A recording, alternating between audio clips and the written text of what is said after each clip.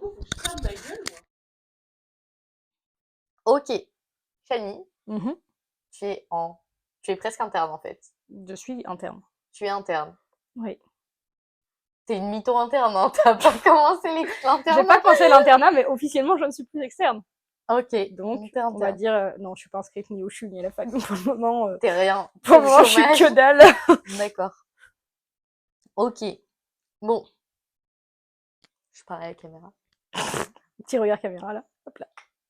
Petit clin d'œil caméra. Petit, Je drague mes abonnés, ok. lesquels? Les 3 que tu as? Ok. Bah, du coup, on est là pour parler de la prison parce que du coup, t'as fait un stage en FFI. Oui. Faisons Faisons fonction fonction d'interne. interne.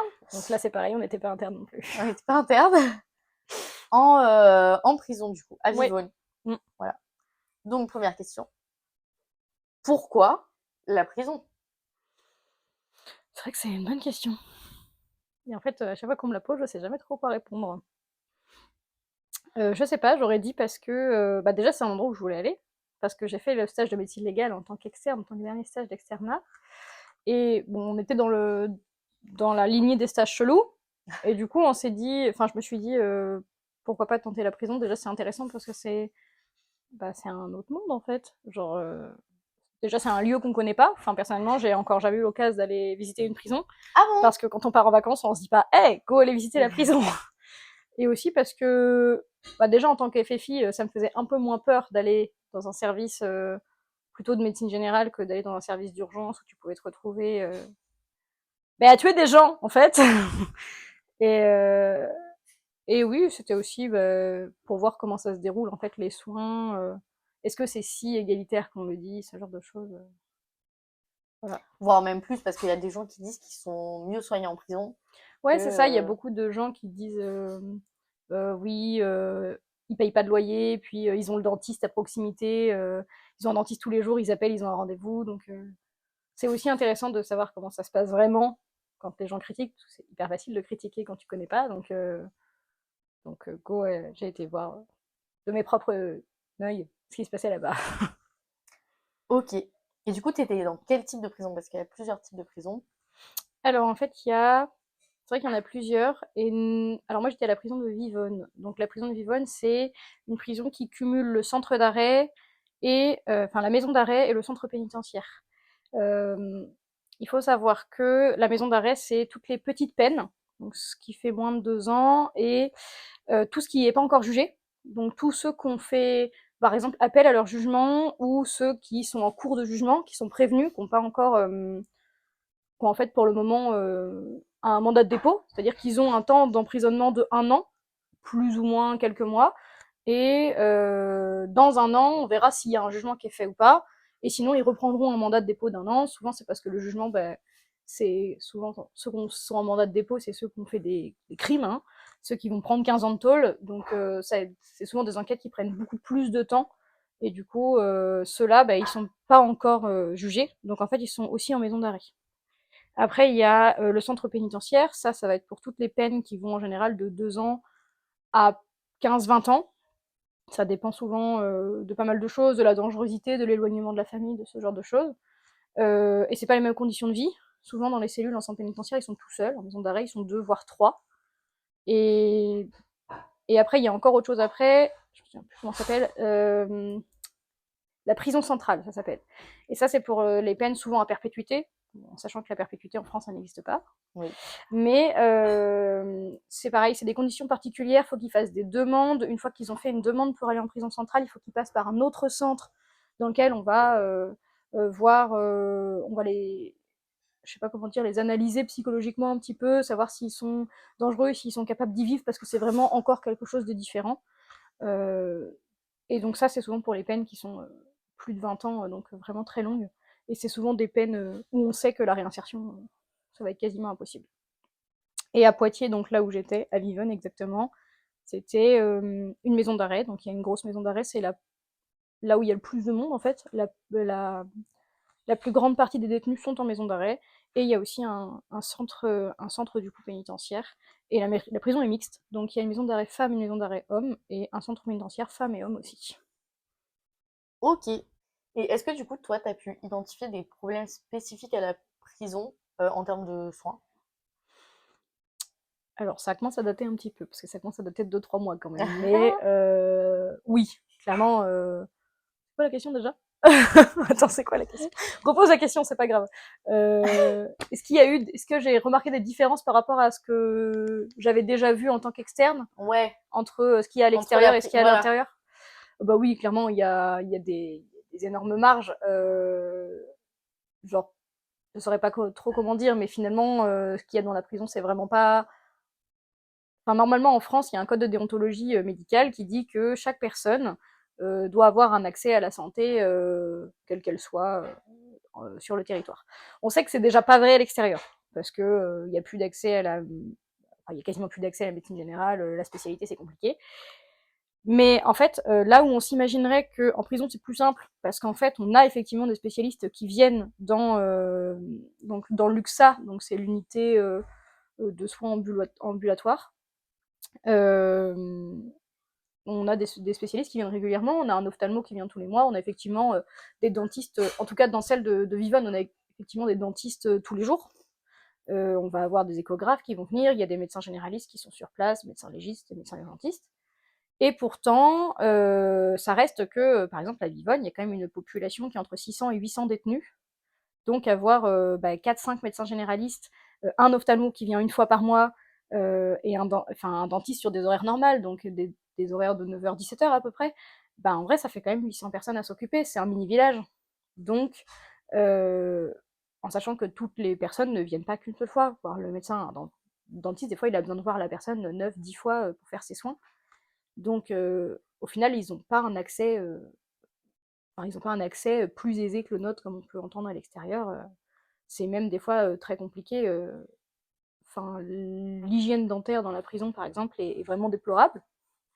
Et, euh, et ils peuvent pas, comme nous, on a par exemple le service de dentiste de garde, appeler et dire ah ben, j'ai une rage de dents, donc faut que je sois pris en charge immédiatement. C'est que des rendez-vous. Et donc, des fois, ils peuvent pas juste dire bah, là j'ai mal aux dents, il faut que je sois pris en charge. C'est pas possible. Du coup, souvent, ils traînent avec leur rage dedans. Il faut qu'ils écrivent un petit mot qu'ils mettent dans une boîte aux lettres. Et tu prends le mot et tu analyses un peu l'urgence. Et souvent, ils ont une consultation quand c'est vraiment urgent, 5-6 jours après. Donc, non, ils n'ont pas un accès plus aisé par rapport à ce qu'on a à l'extérieur. Et après, je dirais même qu'on est sur des soins qui sont beaucoup moins égalitaires, on va dire. On va avoir l'exemple des urgences graves, parce qu'on ne peut pas faire ce qu'on veut. Dans l'UXA, c'est un service de soins de médecine générale. Donc, par exemple, quand il y a des grosses urgences, des fois, on peut les prendre en charge directement sur la prison, et des fois, on n'a pas le choix, il faut faire sortir les gens. Un AVC, ça ne se traite pas dans un service de médecine générale. Et le problème, c'est que c'est très compliqué de faire sortir un détenu, pour toutes les raisons qu'on connaît déjà. Enfin, on l'a vu il n'y a pas très longtemps avec l'évasion du gars là qui devait aller à son jugement, qui s'est évadé, qui a tué 2 personnes. Hein? J'étais grave T'es pas au courant de ça. ça? Qu'est-ce qu'elle me raconte? Bah si, il y a un gars qui a tué 2 surveillants pénitentiaires en s'enfuyant de son... Et pourtant, il était escorte 3, lui, donc il était bien surveillé. Et donc, du coup, pour ces raisons-là, qui sont parfois compliquées, tu peux pas forcément sortir la personne. Parce que pour sortir une personne, il faut le camion de la prison, il faut l'escorte. Il faut l'escorte de gendarmes. Et le problème, c'est que ça implique qu'il faut que les gendarmes soient dispo. Et des fois, ils ont d'autres trucs à faire aussi. Donc des fois, ils sont pas dispo et ça arrive que un AVC ou moi j'ai eu le cas d'une hémorragie où en fait t'appelles et t'as personne disponible en fait. Tes gendarmes ils sont pas là, ils sont occupés ailleurs, ils sont occupés à X ou Y autre chose qui sont tout aussi importantes et en fait il n'y a pas l'escorte. Et s'il n'y a pas l'escorte, en fait de manière sécuritaire on peut pas faire sortir les gens. Et du coup ça se retrouve avec des fois des gendarmes qui disent non on va être disponible mais dans 2 heures. Donc en soi, des fois, tu mets des perfs. Si c'est des hémorragies intestinales, par exemple, tu vas mettre des perfs, tu vas essayer de temporiser un petit peu. on n'a pas d'adresse, on n'a pas d'adresse. Mais tu vas essayer de temporiser un petit peu, ça va passer. Mais dans le cadre d'un AVC ou d'un infarctus du myocarde, ça passe pas. Ton patient, en fait, il va mourir. Il y a une grosse perte de chance, à cause de ça, dans la prison. Perte de chance que t'as pas à l'extérieur. Ça dépend où tu habites, mais normalement, tu l'as pas à l'extérieur. Du coup, il y a vraiment une différence de traitement genre, entre le civil et la prison, notamment sur les urgences. Ouais, sur les urgences, en fait, je dirais pas qu'il y a une différence de traitement, parce que dire qu'il y a une différence de traitement, ça veut dire que le médecin agit différemment. C'est pas tout à fait faux, parce que on peut pas agir en prison comme on agirait à l'extérieur. Il y a plein de choses, des fonctionnements de service qui nous en empêchent.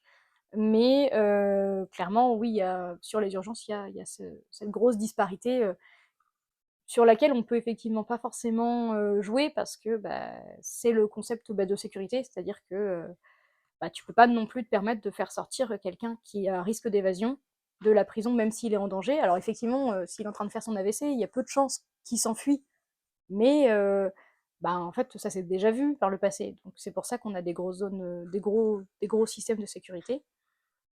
Mais par contre, effectivement, bah, sur ce plan-là, t'as des différences. Après, t'as aussi des différences parce que tu peux pas faire rentrer ce que tu veux dans la prison. Donc, il y a des médicaments dans la prison, ils n'ont pas le droit. Nous, on a été assez surpris.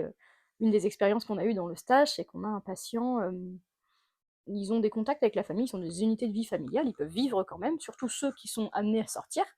Et du coup, on a un de nos patients qui avait un projet grossesse avec sa compagne. Mais bon, c'est vrai que l'environnement de la prison, ça te donne pas hyper envie, quoi. La libido, elle est quand même assez basse. Et donc, du coup, on a voulu prescrire du Viagra à ce patient, et on n'a jamais pu. C'est pas autorisé le Viagra en prison. Voilà, pour une raison qu'on ignore. On sait toujours pas pourquoi, mais c'est toujours pas autorisé. Donc il y a des médicaments auxquels ils ont pas le droit, et en fait, il y a des. Enfin, on va pas se mentir, on reste quand même dans une prison, donc le matériel, on n'a pas tout le matériel qu'on voudrait. Moi, je me suis retrouvée à devoir faire des hémocultures, on n'avait pas les flacons, on savait pas où ils étaient. Pareil pour les ECBU, c'était plus compliqué. Quand on veut faire des bilans en urgence, on n'a pas de labo dans la prison. On est obligé d'envoyer sur le CHU le plus proche. Donc nous, de Vivonne, c'est Poitiers. Et en fait, bah, j'ai eu le cas d'une patiente qui venait pour une pyélonéphrite plutôt sévère. C'est une patiente qui avait vraiment pas mal d'antécédents, pour qui j'ai demandé un bilan en urgence, parce que bah, ça peut être sympa de savoir s'il faut l'hospitaliser sur le CHU dans la nuit. Et je dis bilan en urgence, et ça serait aux urgences classiques, le bilan en urgence, il part dans l'heure. C'est-à-dire qu'on l'a dans l'heure.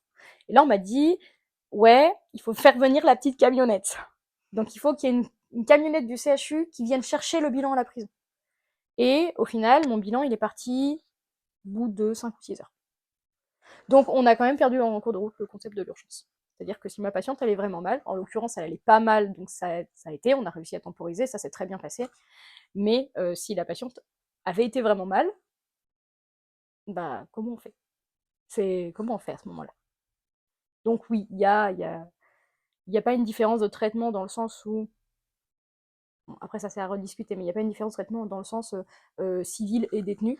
Mais par contre, il y a une différence de traitement parce que les conditions dans lesquelles on travaille font que on n'a pas autant de liberté qu'on pourrait l'avoir dans un hôpital. Ok. Et justement, une différence de traitement, mais du coup, plutôt du point de vue du médecin face à des détenus, parce que vous savez pas forcément pourquoi ils sont là, mais il y en a certains, vous savez, est-ce que c'est difficile, enfin c'est quelque chose qui est difficile à gérer Alors la plupart du temps, on ne sait pas. On a, en fait, il faut savoir que c'est deux ministères différents qui gèrent les centres de détention. L'UXA, par exemple, est géré par du coup le ministère de la Justice et le ministère de la Santé. Ces deux ministères qui s'entendent pas trop d'habitude, n'ont pas trop de raison de trop coworker, on va dire. Et, euh, et du coup, comme c'est deux ministères différents, nous les médecins, on reste sous le ministère de la Santé, on n'a rien à voir avec le ministère de la Justice. Et idem, les surveillants pénitentiaires, normalement, ils sont sous le ministère de la Justice et pas sous celui de la Santé, donc ils sont pas trop censés avoir de lien avec nous. Je sais qu'à Vivonne, on s'entend on s'entend très bien. On arrive à avoir une entente cordiale avec les surveillants. Et je sais que dans certains autres du Sky, ils se parlent pas, parce que c'est pas autorisé. Euh, Nous, attends, je suis en train de réfléchir. Nous, on sait pas pourquoi ils sont là. C'est pas écrit dans le dossier. On va avoir le dossier. Euh, on va savoir la durée de détention Et des fois, ça va nous aiguiller un petit peu, c'est-à-dire que quand on sait qu'ils sont là pour moins de 2 ans, on sait que c'est des petits délits, que c'est souvent de la drogue, ou ça va être un mec qui a foutu une baigne à son voisin, ça va être un excès de vitesse sur la route, de l'alcool au volant, ça va être ce genre de petits trucs-là, des petits vols. Donc voilà, et après souvent quand on voit des peines, des gens qui nous disent on est là pour 15 ans, ou voire on est prévenu, on sait que déjà là on est quand même pas sur la même catégorie de personnes. Mais nous on sait pas pourquoi ils sont là de base, et quand on le sait, c'est parce que eux nous l'ont dit. On a jamais, enfin moi personnellement j'ai jamais vu sur le temps que j'ai passé là-bas quelqu'un qui me dit attention, fera attention, celui-ci vient pour ça. J'ai jamais eu ça. Souvent aussi parce que tout simplement les surveillants ne savent pas tous pourquoi les prisonniers sont là en fait. Un détenu. Et est-ce que c'est différent? euh, J'ai envie de dire peut-être qu'avec l'expérience, non. Mais moi, en tant que débutante, il y a eu des moments où j'étais quand même vraiment pas à l'aise. Genre, je savais que la plupart du temps, non. Il n'y avait pas de différence de traitement dans le sens où bah, c'est un humain, on est venu là pour ça, donc on le soigne. Après, il y a eu des consultations que moi personnellement j'ai écourtées parce que la personne en face est alors elle vient d'arriver, souvent elle est là, elle vient d'arriver pour longtemps, et elle n'est pas toujours très avenante, ce que j'entends. Tu viens d'arriver dans une prison, tu sais qu'il va y rester 15 ans, t'as pas forcément envie d'être avenant. Là-dessus, on est d'accord. Mais où voilà, l'ambiance va faire que t'as pas envie d'allonger la durée, ou tout simplement la personne elle va te regarder droit dans les yeux et te dire je suis là parce que j'ai violé 100 femmes. Et, et bah mine de rien, en tant que femme, t'es en face et bah, t'as plus envie de continuer la consultation. C'est compliqué. Euh, Ça arrive pas souvent. Ça arrive quasiment même jamais parce que la plupart du temps, ils te disent pas pourquoi ils sont là. Et toi, tu le sais pas. Et du coup, quand t'as que la durée, bah, tu peux pas vraiment savoir. Donc, je dirais non. On n'a pas trop de différence de traitement en fonction de la personne qu'on a en face. D'autant qu'on avait une équipe, enfin là où moi j'étais, on avait une équipe qui était très soudée, donc on avait plus de facilité à dire, ok, moi ce patient-là, je vais avoir du mal. Parce qu'il m'a dit ça, ou juste tout simplement parce que son attitude ne me convient pas à moi. On a des patients qui arrivent et qui sont flippés par la prison, et du coup qui prennent une espèce d'attitude de bad boy. Moi j'ai vu quasiment que des hommes. J'ai dû voir 2 ou 3 femmes, mais j'en ai vraiment pas beaucoup vu. J'ai vu quasiment que des hommes, et j'ai eu beaucoup de jeunes arriver avec des attitudes de bad boy, très dragueurs, très flirt. Et en fait, bah, c'est des choses qui personnellement moi me mettent très mal à l'aise. Et du coup, j'ai eu à chaque fois la possibilité de dire bah je vais pas continuer la consultation, c'est quelqu'un d'autre qui va le faire à ma place. Et inversement, c'est aussi arrivé à d'autres camarades d'arrêter leur consultation pour X ou Y raison, et on s'échange en fait un petit peu comme ça les patients pour faire une continuité de soins sans mettre non plus en danger le soignant en face. Ce qui est important aussi, et ce qui, pour le coup, est un avantage de cette UXA-là, parce que ça arrive pas forcément dans les autres services. Je prends les services d'urgence ou les services médecine interne, malinf. Ça arrive pas forcément le fait de dire bah, je suis mal à l'aise avec ce patient et j'aimerais que quelqu'un d'autre le reprenne. C'est des choses qui sont pas encore arrivées. Alors que nous, dans la prison, comme on est très à cheval sur le bien-être du soignant, et ben en fait, c'est quelque chose qui se fait déjà.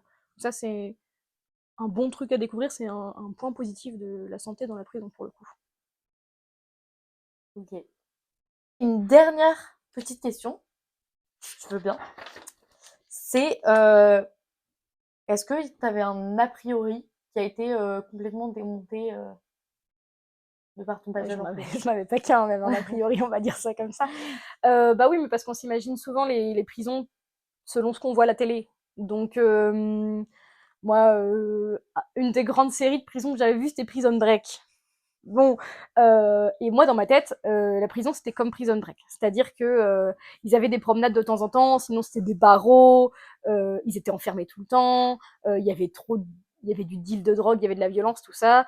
Euh, Dans ma tête c'était ça. Et en même temps, j'étais très influencée par ce qu'on entendait à l'extérieur, donc les fameux commentaires. Oui, nos personnes âgées dans les maisons de retraite, ils se douchent à l'eau froide, ils n'ont pas de repas le midi, alors que dans les prisons, ils payent rien, ils ont de l'eau chaude, ils sont tranquillous, ils ont la télé, ils ont la wifi. Donc en fait, j'avais un peu ces deux images-là qui se battaient dans ma tête. Et bah, on va dire que les deux étaient plus ou moins fausses. Dans le sens où Bah alors déjà, ils ont pas d'eau chaude, enfin ils ont pas d'eau chaude, de wifi, de télé comme ils en ont envie.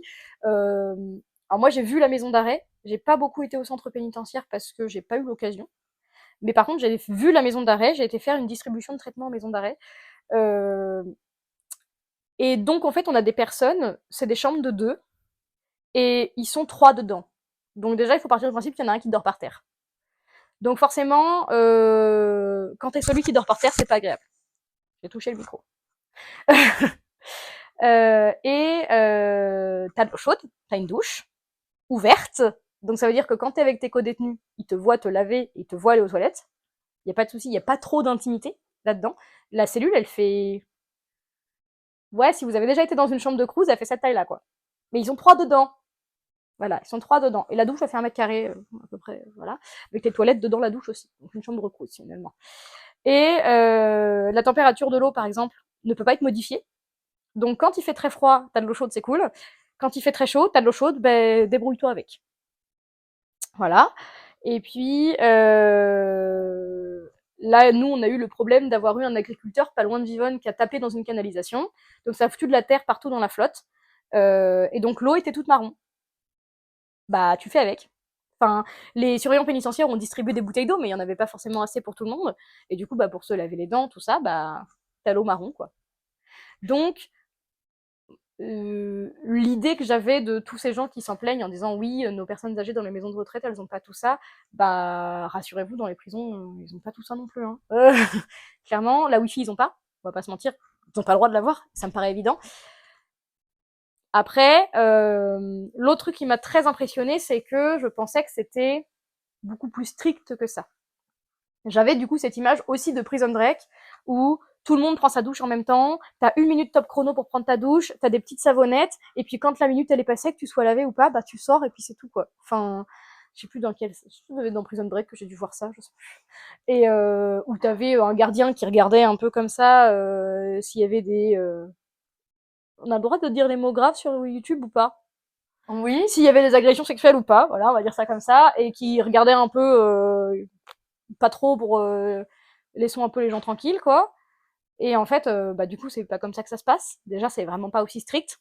Euh, bon alors effectivement maison d'arrêt ils ont des heures d'entrée, des heures de sortie, il faut que ça soit respecté. J'ai entendu énormément de gens crier, ils se crient dessus à longueur de journée parce que bah en fait les gens ils sont tous les uns sur les autres là-dedans. Enfin nous on serait pareil, on nous enfermerait tous dans une pièce les uns sur les autres, on resterait pas calme longtemps quoi. Mais en fait, j'ai été surprise de ça, du fait que c'était pas si strict et du fait que finalement, en fait, c'est un mini-ville. Quand tu rentres dans les cellules, au-delà du fait qu'ils sont tous entassés les uns sur les autres et que c'est pas vivable pour une personne. Enfin, non, c'est pas vivable, on va dire, c'est pas vivable quoi. Mais par contre, ils ont des gazinières, ils peuvent faire des gâteaux, ils peuvent faire la cuisine, ils ont des catalogues qu'on leur font passer sur lesquels, en fonction de l'argent qu'ils peuvent gagner en travaillant dans la prison, ils peuvent acheter des trucs, donc ils peuvent acheter des biscuits, des gâteaux, de la crème pour le visage. En fait, il y a vraiment un commerce interne à la prison qui se fait de manière légale, parce que c'est quelque chose qu'on leur apporte. Ils peuvent acheter du tabac, ils peuvent acheter des poêles, ils peuvent acheter des casseroles, des vêtements. Donc en fait, ils ont quand même une mini-vie à l'intérieur. Et c'est vrai que ça, c'est quelque chose, je l'envisageais même pas. Genre, c'est dans ma tête, c'était vraiment une cellule, c'était 4 murs, un barreau, et puis tu dors dans ton lit et dans le reste de ta journée, tu n'as rien à faire. Bah si, en fait, ils ont vraiment la possibilité. Alors bien évidemment, ils peuvent pas tricoter, par exemple. Trop dangereux les aiguilles à tricot. Mais ils peuvent vraiment, ouais, voilà, faire la cuisine, vivre un petit peu leur vie, bon, à condition de s'entendre avec leurs co-détenus. Mais et ça, c'est pas toujours le cas. Mais du coup, c'est vrai que c'était quelque chose, dans ma tête, c'était pas comme ça. Idem pour, bah, du coup, le commerce illégal dans la prison. Euh, Bah, par exemple, il y a du trafic de cannabis, et tout le monde le sait. Et personne ne dit rien, parce que le cannabis, c'est hyper utile pour faire baisser les... Enfin, en fait, les gens sont tellement énervés, sont tellement les uns sur les Oui, autres, ça que les c'est calme. hyper utile pour calmer les gens. Et moi, je pensais trop que... Déjà, je pensais que ce n'était pas possible. Comment est-ce que tu fais rentrer du cannabis dans une prison? Et vraiment, il y a quelqu'un qui m'a dit, mais ça vient en drone. Et moi, j'ai dit, mais comment ça vient en drone? Enfin, il y a des miradors quand même sur les côtés, tu les vois en arrivant. Et on m'a dit, oui, oui. Il y en a 5 qui arrivent, on en abat un, les 4 autres, ils passent. Et là, j'ai fait, ah d'accord. Et c'est là que j'ai appris que le plus gros endroit de deal de drogue de Poitiers, c'était la prison. C'est là que ça deal le plus. Et je me suis dit, waouh, quand même. Et j'ai aussi appris comme ça que, bah, du coup, ils savent faire de l'alcool. En fait, ils savent fabriquer plein de trucs. Ils sont super forts. Et, et du coup, ça, c'était quelque chose. Dans ma tête, c'était pas possible. Vraiment, dans ma tête, c'était Prison Break, quoi. Il y avait un lit et puis il y avait un chiotte, quoi. Mais il n'y avait pas de la drogue ou du cannabis. Bah si. C'est une mini-ville. La prison, c'est une mini-ville. Et c'est très intéressant de... Je pense que ce serait très intéressant pour des gens de visiter au moins une fois la prison. Parce que il y a plein de trucs très bizarres. Par exemple, moi, ce qui m'avait surpris aussi, c'était la sécurité à l'entrée. Euh, les prisonniers qui puissent pas sortir sans passer par des portes, des trucs, normal. Mais nous non plus. On peut pas rentrer avec notre téléphone, on peut pas rentrer avec notre ceinture, on peut pas rentrer avec du fer sur les sandales. C'est bon, bien évidemment le couteau, on l'entre pas dans la... ça me paraît un peu évident, mais par exemple, on peut pas emmener notre téléphone. Nous, notre téléphone reste à l'entrée. Tu l'as pas de la journée. Alors c'est pratique, au moins t'es vraiment à fond sur ton travail, hein, mais et ne serait-ce que pour faire, moi franchement de l'entrée, le service de Luxa il doit être à 300 mètres. Il y a 11 portes. Il y a 11 portes à traverser. S'il y en a une qui est ouverte, les autres ne peuvent pas s'ouvrir. C'est vraiment ultra sécurisé. Et je pensais pas que ça l'était à ce point-là. C'est hyper impressionnant la première fois que t'arrives et que t'es obligé d'appuyer sur ton petit bouton et t'attends tout penaud devant ta porte que quelqu'un accepte de t'ouvrir. Une fois sur deux, tu l'ouvres pas dans le bon sens. Une fois sur deux, t'as l'air d'un con parce que t'es là, t'as pas entendu que la porte est ouverte et donc ça parle dans le haut-parleur en disant « Vous pouvez ouvrir la porte ?» Et pardon. Donc voilà. Mais c'est vrai qu'en termes de sécurité, moi personnellement, je me suis sentie plus en sécurité dans la prison qu'aux urgences. Ok. C'est quand même un peu dommage. On va avoir fini. Sauf si ça autre chose que tu veux. Non, c'est bon. T'avais vu d'autres choses? Non. Ouais, je C'était suis très moins bien. pessimiste que... Ouais, que quand tu m'en parlais il y a 2 mois. Hein. Comme d'hab, votre pote Lisotte du village a oublié de conclure. Donc me voilà juste avant de poster la vidéo. C'était hyper intéressant à faire comme vidéo. Le sujet, enfin c'est vraiment quelque chose que je trouve pas commun et il y a plein d'a priori là-dessus. Donc si ça permet de déconstruire quelques idées reçues, c'est toujours un plaisir. Et puis c'était vraiment trop cool de faire ça avec Shani. Voilà, il y a plein de sujets qu'on n'a pas abordés dans la vidéo. Déjà parce qu'elle est restée 1 mois, donc c'est pas... Enfin, il y a des problèmes que tu peux pas avoir en 1 mois. Et puis parce que aussi, sinon la vidéo aurait fait 2 heures en fait. On n'est pas sur un podcast ici. Bref. En tout cas, j'espère que vous avez autant kiffé que nous. Et puis, bah voilà. J'espère vraiment que ça vous a plu.